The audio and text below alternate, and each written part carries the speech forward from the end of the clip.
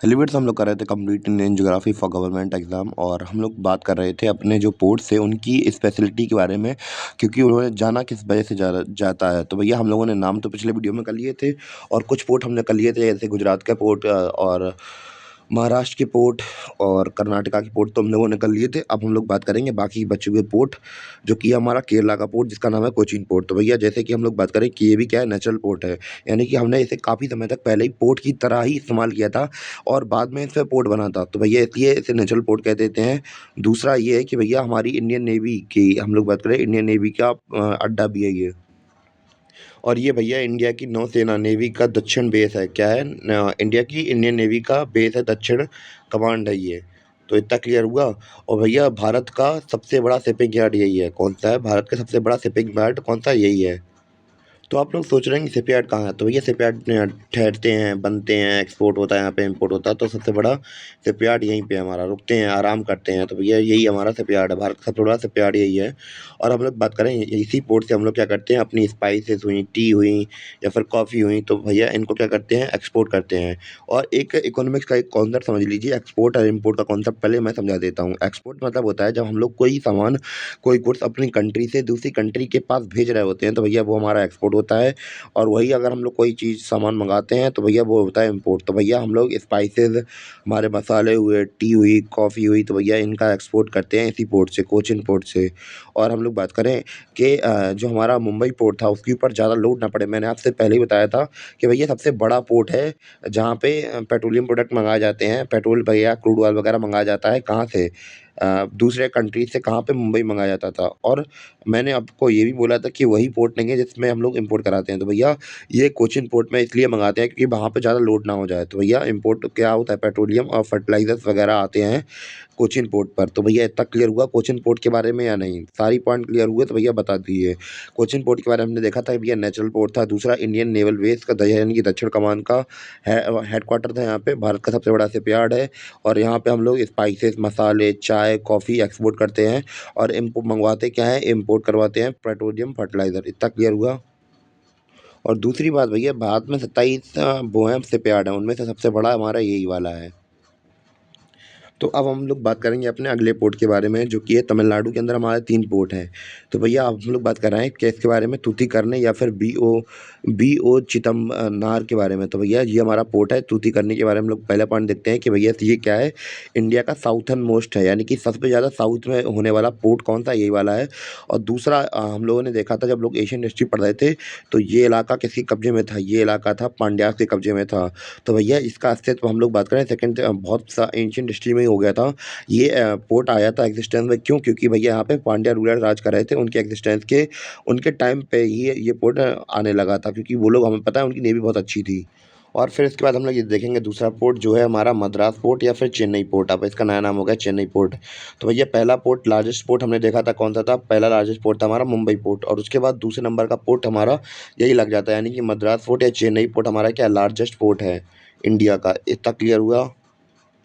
और भैया दूसरा पॉइंट इससे रिलेटेड क्या है कि भैया लार्जेस्ट पोर्ट है बे ऑफ बंगाल का। अब भैया हम लोगों ने देखा था मुंबई पोर्ट अरेबियन सी में सबसे बड़ा था, अब ये बे ऑफ बंगाल यानी कि बंगाल की खाड़ी में सबसे बड़ा पोर्ट कौन सा है हमारा, मद्रास पोर्ट या चेन्नई पोर्ट है। तो भैया क्लियर हुआ।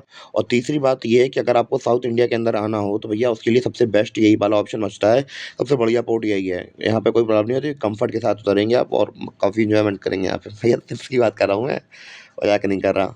तो इतना पॉइंट क्लियर हुआ मद्रास पोर्ट के बारे में। पहला हमने देखा था कि सेकंड लार्जेस्ट पोर्ट है इंडिया का, दूसरा देखा था बे ऑफ बंगाल का सबसे बड़ा पोर्ट है, और तीसरा कि गेटवे ऑफ साउथ इंडिया है। इतना क्लियर हुआ।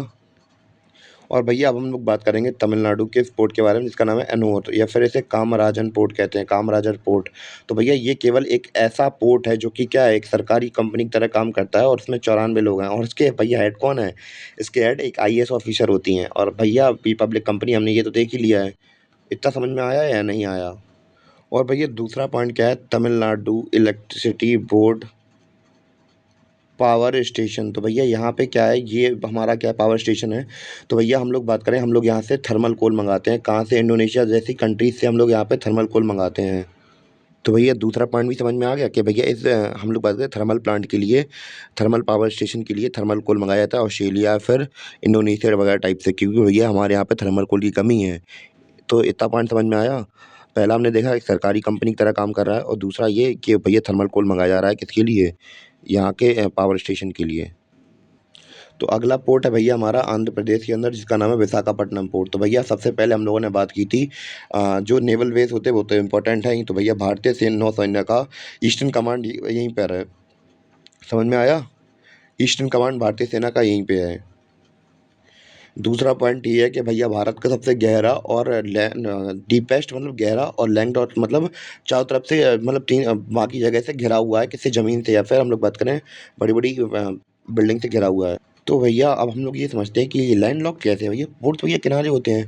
तो भैया ऐसा नहीं है, यहाँ पे विशाखापट्टनम पोर्ट में ये सीन है कि भैया नॉर्मली पोर्ट आता है, चैनल के थ्रू कोई शिप जाएगा, यहाँ पे चैनल के थ्रू ऐसे-ऐसे चैनल के थ्रू अंदर चला जाएगा, चैनल के थ्रू अंदर जाएगा और ये अंदर की तरफ पोर्ट बना है, जो चैनल के थ्रू जाएगा अंदर रास्ता गई है वहाँ पे और फिर अंदर की तरफ बना है। तो इसके चारों तरफ बिल्डिंग्स वगैरह हैं, लैंडलॉक्ड है पूरा हमारा पोर्ट। यानी कि सीधे बाहर नहीं है, समुद्र की तरफ बाहर नहीं है पोर्ट, अंदर की तरफ है। तो भैया कोई जहाज वगैरह जाते हैं तो यहाँ से हम लोग बात करें कि शिप वगैरह चैनल के थ्रू जाते हैं अंदर, फिर अंदर जाके उनका डिपोर्ट होते हैं।